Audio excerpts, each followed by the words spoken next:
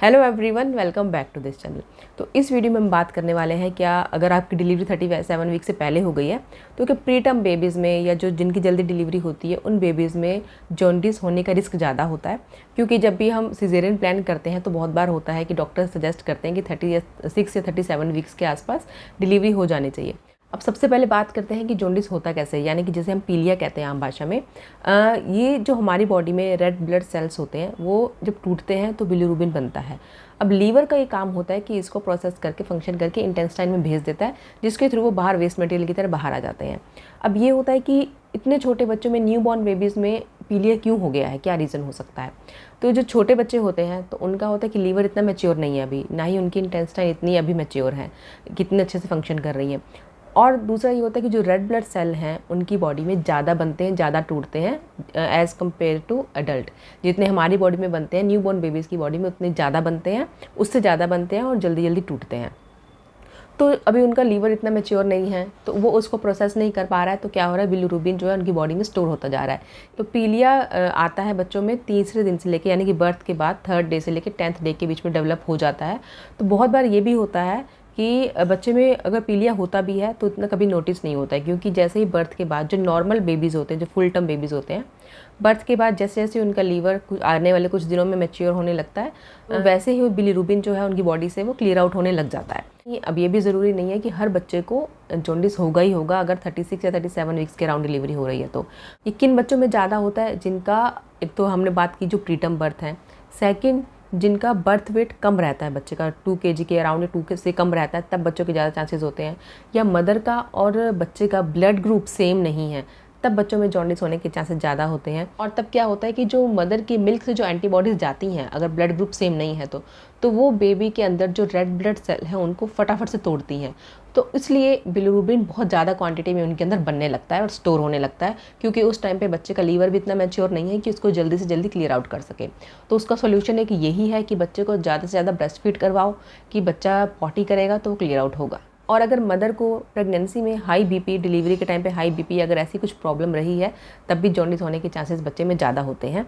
लेकिन जैसे ही बर्थ के बाद धीरे धीरे बच्चे के जो लीवर है अच्छे से फंक्शन करने लगता है, तो जो जॉन्डिस है उसका अपने आप जाने लगता है। इसमें कुछ चीज़ों का आपको ध्यान रखना होता है कि एक तो आपको फीड ज़्यादा कराना होता है, क्योंकि जब बच्चा दूध पिएगा तभी वो पॉटी भी करेगा, तो उसी के थ्रू बच्चे का जो बिलीरुबिन है, जो वेस्ट है, वो निकल जाता है। तो आपने देखा होगा कि जो बच्चे जैसे जब अच्छे से फीड लेना जब स्टार्ट कर देते हैं तो जो स्टूल पास करते हैं उसका जो कलर होता है वो मस्टर्ड कलर का होता है, वो उसी बिलीरुबिन का ही कलर होता है। तो इसलिए बच्चों को आपको अच्छे से अच्छे फीड कराना है, क्योंकि जब बच्चे को जॉन्डिस होता है तो बच्चे लिथार्जिक से हो जाते हैं, ज़्यादातर सोते हैं, बहुत कम जगते हैं, आपको बार बार उनको जगाना पड़ता है और फीड कम लेते हैं। आप ये भी नोटिस करोगे कि आप बार बार बच्चे को जगा करके दूध पिला रहे हो लेकिन बच्चा फीड नहीं ले रहा है। इसलिए आपको हर आधे 1 घंटे में बच्चे को फीड कराना होता है कि बच्चा अच्छे से फीड लेता रहे। बच्चे को डिहाइड्रेशन बिल्कुल भी नहीं होना चाहिए, क्योंकि फिर उसका जो बिलीरुबिन है वो बॉडी में बढ़ने लगता है। तो अगर बच्चे की स्किन आप प्रेस करके देख रहे हो ना, अगर आप प्रेस कर रहे हो तो अगर उसको जॉन्डिस है तो वो आपको येलो कलर दिखाई देगा उसकी स्किन में। अगर जॉन्डिस नहीं है तो वो नॉर्मल से, जो नॉर्मल कलर है बेबी की स्किन का, उससे हल्का सा लाइट दिखता है बस। तो जब जैसे स्टार्टिंग डेज़ में जब जॉन्डिस लेवल बढ़ने लगता है तो स्टार्टिंग में होता है कि आपको बच्चे का फेस या आइज़ येलो दिखती हैं। जैसे जैसे वो बढ़ने लगा है तो बच्चे की चेस्ट पे भी आपको येलो पिगमेंट दिखाई देने लगता है, हाथों पे दिखाई देने लगता है, या पेट पे, उसके बाद पैरों में। अगर पैरों तक आ जाता है तो वो इसका मतलब ये होता है कि उसका जो लेवल है बहुत ज़्यादा बढ़ रहा है, तो बच्चे के लिए रिस्क है, तो आपको डॉक्टर को दिखाना होता है। जब हम डिलीवरी के बाद डॉक्टर बताते हैं कि आपको बच्चे को पीडियाट्रिशियन के पास लेके जाना है 5th या 7th डे पे, ऐसे कहा जाता है, तो डॉक्टर वहाँ पे फुल चेकअप करते हैं, तभी आपको बता देंगे कि बच्चे को में जॉन्डिस डेवलप हुआ है या नहीं हुआ है। लेकिन उससे पहले जो आपको घर पे जो ध्यान रखना है वो यही चीज़ें ध्यान रखनी है कि बच्चों का आई चेक करना है, जो स्किन कलर है वो आपको ध्यान रखना है, नेल्स का कलर है वो आपको ध्यान रखना है। अगर आपको थोड़ा सा भी अगर येलो पिगमेंट दिखाई देता है तो आपको डॉक्टर को कंसल्ट करना है, और बच्चे को अच्छे से फीड कराते रहना है कि बच्चा ज़्यादा से ज़्यादा यूरिन पास करे, ज़्यादा से ज़्यादा बच्चा स्टूल पास करे, तो उसका जॉन्डिस अपने आप ही विदाउट एनी ट्रीटमेंट क्लियर हो जाता है। अगर आप बच्चे का टेस्ट करवाते हैं और 17 से अबव वैल्यू आती है तब बच्चे को एडमिट करना पड़ता है और बच्चे को फोटोथेरेपी दी जाती है, जिससे 2 या 3 दिन में बच्चे का जो जॉन्डिस है वो क्लियर हो जाता है।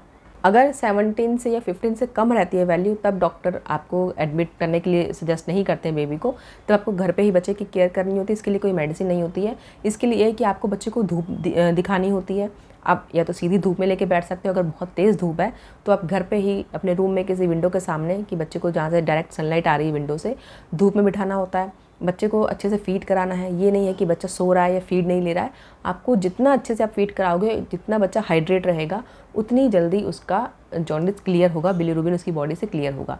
कुछ दिनों में आप देखोगे कि जब बच्चा अच्छे से फीड कर रहा है, थोड़ा बच्चा एक्टिव होने लग जाता है, क्योंकि जैसे जैसे जॉन्डिस का लेवल कम होने लगता है, जैसे ही उसका लीवर मैच्योर होने लगता है, इंटेस्टाइन उसकी मैच्योर होने लगती हैं, तो बच्चा आप देखोगे कि पहले से थोड़ा एक्टिव होने लग गया है, कि अब आपको इतना नहीं उसको बार बार जगाना पड़ता है, बच्चा ज़्यादा नहीं सोता है, तब आपको आइडिया हो जाता है। फिर उसके बाद आप जाके भले ही टेस्ट करवा सकते हो, नहीं तो डॉक्टर एग्जामिन करके ही फिजिकली आप बता देते हैं आपको कि अब जॉन्डिस नहीं है।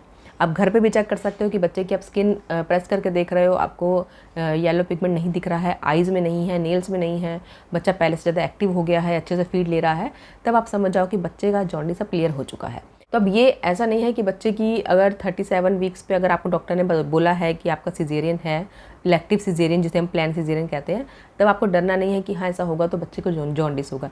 ऐसा ज़रूरी नहीं है। जो मेरा सेकंड सिजेरियन है वो 37 वीक्स पे हुआ था, तो उसमें मेरे बेटे को जॉन्डिस हो गया था, दक्ष को, जो 4 या 5 दिन पे डेवलप हुआ था। उससे पहले तो कोई सिम्टम नहीं था ऐसा हुआ था उसमें, लेकिन ये था कि वो बहुत ज़्यादा सोता था, फीड नहीं लेता था, उसको ज़बरदस्ती जगह जगह के फीड कराना होता था।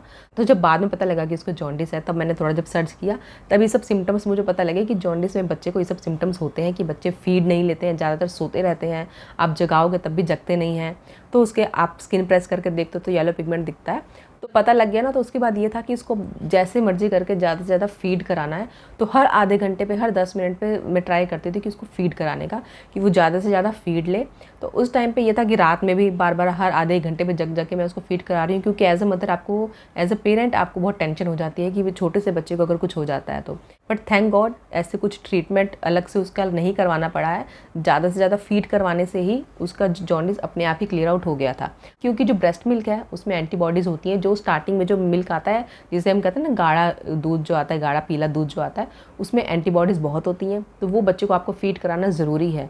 इसलिए हॉस्पिटल में ही आपको कह देते हैं नेक्स्ट डे से ही डिलीवरी के, कि बच्चे को फीड कराओ, कि बच्चे के अंदर एंटीबॉडीज़ जाएंगी, बच्चे के अंदर दूध जाएगा, तो बच्चा पॉटी करेगा, तो बच्चे का बिलिरुबिन क्लियर होगा। और उसी के साथ ही बच्चे की, अगर आप एंटीबॉडीज़ बच्चे में जा रही हैं, तो बच्चा का इम्यूनिटी बढ़ेगी, बच्चे का लीवर अच्छे से फंक्शन करेगा, इंटेस्टाइन अच्छे से फंक्शन करेंगी। इसलिए आपको ये होता है, सिजेरियन होता है ना, तो बैठा नहीं जाता है, टाँकों में बहुत दर्द होता है, लेकिन कुछ भी करके आपको बच्चे को ब्रेस्ट फीड तो करवाना ही है। सो होप ये वीडियो आप सबके लिए हेल्पफुल है। पसंद आया तो इसे लाइक कीजिए और कमेंट कीजिए कि आपकी डिलीवरी कौन सी वीक में हुई है या होने वाली है, और सब्सक्राइब कीजिए ऐसी और वीडियोज़ के लिए। Thank you for watching.